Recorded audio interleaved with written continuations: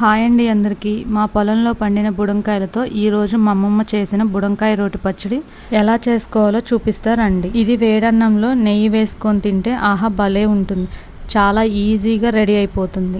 దీనికి కావాల్సిన ingredients: బుడంకాయలు 1/2 kg, ఎండికాయ, వెల్లుల్లి రెబ్బలు 4, పసుపు 1/2 స్పూను, ఉప్పు తగినంత, చింతపండు చిన్న నిమ్మకాయ సైజు. ముందుగా బుడంకాయల పైన పొట్టు తీసుకొని బుడంకాయలని చూసుకోవాలండి. కొన్ని బుడంకాయలు చేదుగా ఉంటాయి. పొట్టు తీసిన బుడంకాయలన్నిటిని శుభ్రంగా కడుక్కొని చిన్న చిన్న ముక్కలుగా కట్ చేసుకోవాలి.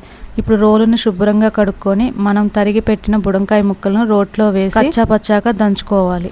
పచ్చడి మరీ మెత్తగా ఉండకూడదండి, ముక్కలు ముక్కలుగానే దంచుకోవాలి. ఇప్పుడు మనం దంచిన బుడంకాయ ముక్కలలోకి 1/2 స్పూన్ పసుపు వేసుకోవాలి. పసుపు వేసుకొని మరలా ఒకసారి దంచుకోవాలి. ఇప్పుడు రుచికి సరిపడా ఉప్పు వేసుకొని దంచుకోవాలి. ఉప్పు పసుపు అన్ని దంచుకున్న తర్వాతకి తగినంత కారం వేసుకోవాలి. కొన్ని బుడంకాయలు పుల్లగా ఉంటాయి, కొన్ని తీయగా ఉంటాయండి. ఇప్పుడు అన్నీ కలిసిపోయాయి. ఇప్పుడు మన పచ్చడి రెడీ అయినట్టే. ఒక గిన్నెలోకి తీసుకోవాలి.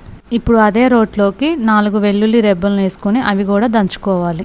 అవి కూడా మనం ముందుగా వేసిన పచ్చడి గిన్నెలోకి వేసుకోవాలి. అంతే అండి, సింపుల్గా 10 నిమిషాల్లో బుడంకాయ పచ్చడి రెడీ అయినట్టే. ఇప్పుడు మనం ముందుగా రెడీ చేసిన పచ్చడికి పోపు వేయాలండి. పోపు కావాల్సిన పదార్థాలన్నీ తీసుకొని పోపు వేసుకోవడం. పోపు వేసిన తర్వాతకి 1-2 నిమిషాలు మగ్గించి తీసేయాలి. చూడండి కలర్ ఎంత బాగుందో. వేడివేడి అన్నంలో బుడంకాయ రోటి పచ్చడి ప్లస్ నెయ్యి కలిపి తింటే సూపర్ కాంబినేషన్. మీరు కూడా తప్పక ట్రై చేయండి. నచ్చితే like, share and subscribe. Bye bye.